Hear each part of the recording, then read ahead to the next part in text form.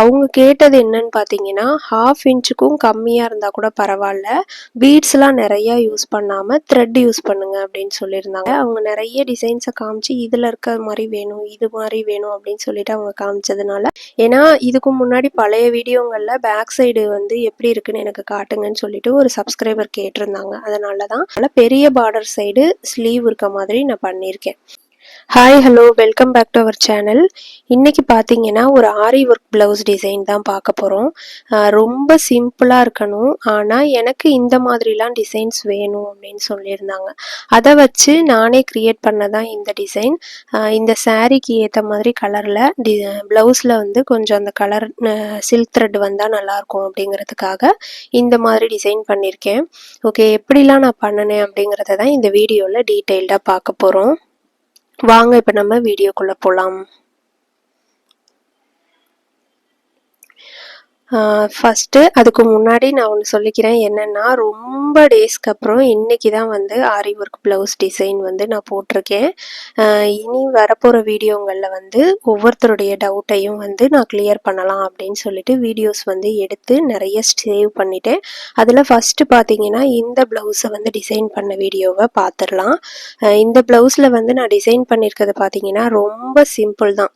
ஒரு எம்போஸ்டு ரோப்பை வந்து நான் ஒட்டிட்டு இதில் வந்து ஜிக்ஜாக் ஸ்டிச்சை யூஸ் பண்ணி அந்த ரோப்பை வந்து ஃபஸ்ட்டு ஃபிக்ஸ் பண்ணிட்டேன்.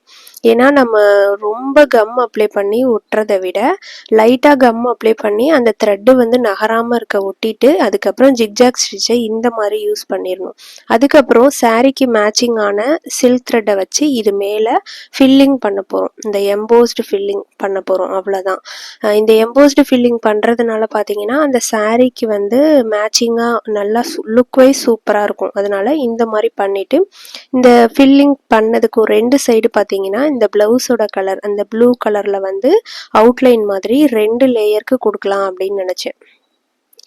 பார்த்தீங்கன்னா இந்த மாதிரி பண்ணிவிட்டு இந்த ப்ளூ கலர் த்ரெட்டை வச்சு 2 சைடும் நம்ம அவுட்லைன் கொடுத்துட்டோம் அப்படின்னா நல்லா லுக்கு சூப்பராக இருக்கும். அதுக்கப்புறம் சுகர் பீட் வச்சு ஒரு லைன் கொடுத்துருக்கேன். அவங்க கேட்டது என்னன்னு பார்த்தீங்கன்னா 1/2 இன்ச்சுக்கும் கம்மியாக இருந்தால் கூட பரவாயில்ல, பீட்ஸ்லாம் நிறையா யூஸ் பண்ணாமல் த்ரெட் யூஸ் பண்ணுங்க அப்படின்னு சொல்லியிருந்தாங்க. அதனால் இந்த மாதிரி பண்ணியிருக்கேன். சுகர் பீட் மட்டும் ஒரே ஒரு லைனுக்கு கொடுத்துட்டு இந்த மாதிரி ஒரு சின்ன ஃப்ளவர் மோட்டிவ் மாதிரி லைட்டாக கொடுத்துருக்கேன். 2 mm பீடு ஒன்று வச்சுட்டு சுகர் பீடும் இந்த சாரீக்கு மேட்சிங்கான கட் பீடு அதை வச்சு இந்த மாதிரி ஒரு 3 அரும்பு மாதிரி வச்சுருக்கேன் ஒரே ஒரு பீடு மேலே.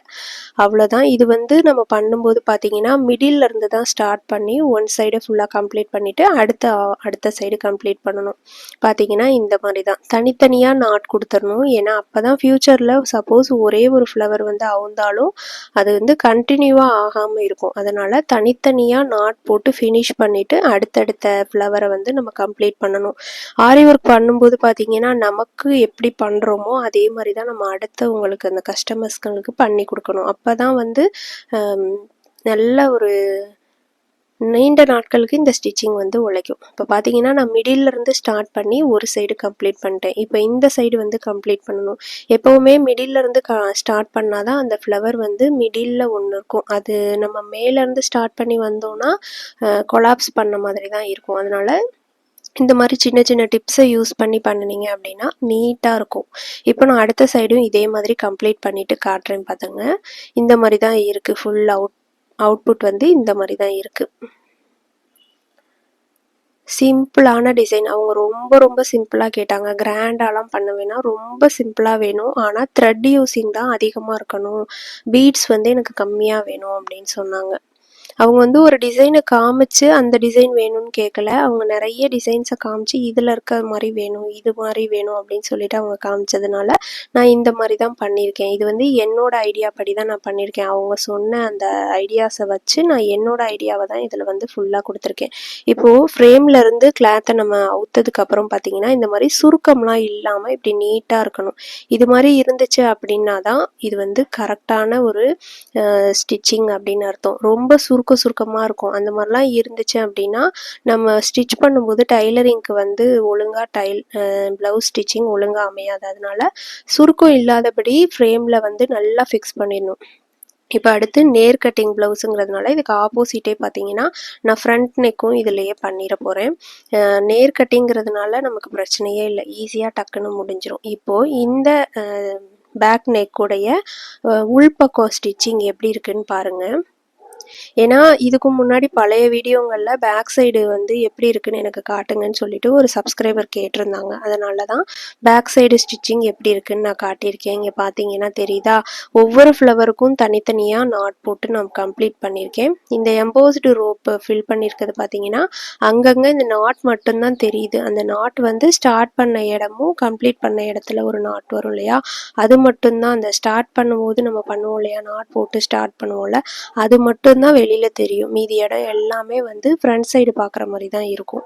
அவ்வளோதான். இப்போது பேக் நெக்குக்கும் அப்படியே நேர் ஆப்போசிட் வந்து ஸ்லீவ் போட போகிறோம். ஸ்லீவ் வந்து 2 ஸ்லீவுக்கும் நமக்கு வந்து கரெக்டாக சென்டர் பாயிண்ட் பார்த்து நம்ம பண்ணணும். இந்த ப்ளவுஸோட பீஸில் பார்த்தீங்கன்னா ஆல்ரெடி சின்ன சின்ன டேமேஜஸ்லாம் இருக்குது. சாரீனா இந்த மாதிரி டேமேஜஸ்லாம் இருக்கிறது வந்து சகஜம்தான். அதை வந்து நம்ம பெருசாக எடுத்துக்கக்கூடாது. நம்மளே வந்து 2 ஸ்லீவையும் கம்ப்ளீட் பண்ணுறதுக்கு ஓரளவுக்கு எந்த இடத்துல ஸ்லீவ் வந்துச்சுன்னா கரெக்டாக இருக்குமோ அந்த இடத்த நம்ம வந்து ஃபிக்ஸ் பண்ணிக்கணும். அவ்வளோதான். இப்போது இந்த பார்டரில் வந்து நான் 2ஆக ஃபோல்டு பண்ணியிருக்கேன். இப்போ அகெயின் இதை 2ஆக ஃபோல்டு பண்ணிவிட்டு நம்ம ஸ்லீவை வந்து ட்ரா பண்ணிவிட்டு எப்போவும் போல் ஃப்ரேமில் ஃபிக்ஸ் பண்ணிவிட்டு ஆரி ஒர்க்கை ஸ்டார்ட் பண்ணிடலாம். ஸ்லீவ் பார்த்தீங்கன்னா எப்போவுமே நான் வந்து ஃபாலோ பண்ணுறது இந்த மாதிரி நியூஸ் பேப்பரில் கட்டிங் எடுத்துகிட்டு அதுக்கப்புறம் தான் பண்ணுவேன். இப்போது ஒரு சைடு வந்து கம்ப்ளீட் பண்ணிட்டேன். இந்த வீடியோ வந்து ரொம்ப லென்த்தாக போகுங்கிறதுனால நான் என்ன பண்ணியிருக்கேன் அப்படிங்கிறத மட்டும்தான் இந்த வீடியோவில் ஷேர் பண்ணியிருக்கேன். என்ன பண்ணியிருக்கேன் அப்படின்னு பார்த்தீங்கன்னா பேக் நெக்கில் என்ன டிசைன் பண்ணணுமோ அதே டிசைன் ஸ்லீவில் வந்து நமக்கு இந்த மாதிரி கீழே பார்டரில் வந்து கொடுத்துட்டு ஸ்லீவ் ஃபுல்லாக அவங்க வந்து லைன்ஸ் வேணும்னு கேட்டிருந்தாங்க. அந்த லைன்ஸுக்கு வந்து sari colour silk thread use பண்ணி லைன்ஸ் போட்டிருக்கேன். அந்த லைனில் வந்து ஒரு 5 சென்டிமீட்டருக்கு ஒன்ஸ் பார்த்தீங்கன்னா நம்ம அந்த ஃப்ளவருக்கு என்ன பீட்ஸ் யூஸ் பண்ணியிருக்கோமோ அந்த பீட்ஸையே லைனாக வச்சு ஸ்டிச் பண்ணியிருக்கேன். அவ்வளோதான். 5 சென்டிமீட்டருக்கு ஒன்ஸ் இந்த மாதிரி ஒரு சின்ன சின்ன பீட்ஸ் ஒர்க் இருக்க மாதிரி பண்ணணும் அப்படின்னா நல்லாயிருக்கும் அப்படிங்கிறதுக்காக.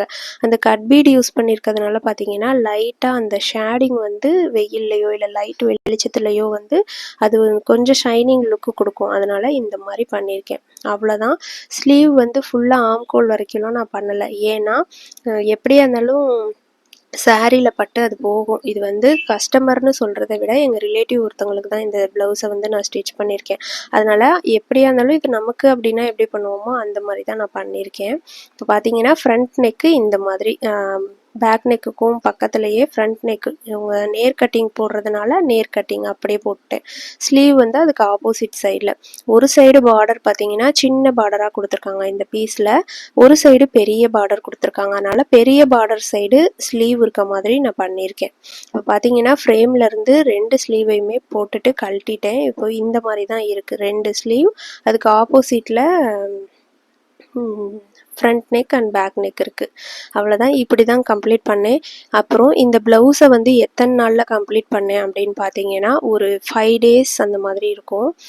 5 டேஸும் கண்டினியூஸாக நான் உட்காரல. ஃபஸ்ட்டு டே வந்து பார்த்தீங்கன்னா ஒரு 2 லைன் மட்டும்தான், அந்த எம்போஸ்டு ரோப் ஃபிக்ஸ் பண்ணுற வரைக்கும் தான் பேக் நெக்கில் பண்ணேன். ஒரு 1 டே. அதுக்கப்புறம் 1 டே ஃபுல்லாக நான் உட்காரவே இல்லை. அதுக்கப்புறம் ஒரு 1 டே கழித்து தான் வந்து கண்டினியூஸாக வந்து 2 டேஸ் ஃபுல் டே உட்காந்து நான் பண்ண ப்ளவுஸ் இந்த ப்ளவுஸ். சாரீ இப்படி தான் இருக்குது. சாரீக்கு மேட்சிங்கில் சில்க் த்ரெட் ஒர்க் பண்ணி இந்த பேக் நெக் அண்டு ஸ்லீவை இப்படி தான் கம்ப்ளீட் பண்ணியிருக்கேன்.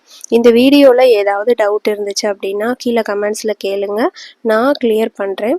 இதுக்கப்புறம் ஒவ்வொரு சப்ஸ்கிரைபருடைய டவுட்டையும் வந்து தனித்தனி வீடியோவாக போஸ்ட் பண்ணலாம் அப்படின்னு இருக்கேன். ஓகே ஃப்ரெண்ட்ஸ், இந்த ஆரி ஒர்க் டிசைன் சிம்பிளான டிசைன் எப்படி இருக்குது அப்படின்னு சொல்லிட்டு கமெண்ட்ஸில் சொல்லுங்கள். இந்த வீடியோ பிடிச்சிருக்கும் அப்படின்னு நான் நினைக்கிறேன். பிடிச்சிருந்துச்சுன்னா லைக் பண்ணி ஷேர் பண்ணி கமெண்ட்ஸ் பண்ணுங்கள். நம்ம சேனலை புதுசாக பார்க்குறவங்க சப்ஸ்கிரைப் பண்ணிக்கோங்க. எந்த ஒரு டவுட்டாக இருந்தாலும் இனி நான் எல்லா கமெண்ட்ஸுக்கும் உடனே ரெஸ்பான்ஸ் பண்ணிவிட்டு நான் வீடியோ போஸ்ட் பண்ண பார்க்குறேன். இந்த வீடியோ பிடிச்சிருக்குன்னு நினைக்கிறேன். நெக்ஸ்ட் ஒரு சூப்பரான வீடியோவில் நான் உங்களை மீட் பண்ணுறேன். Thank you so much. Thanks for வாட்சிங். பாய்.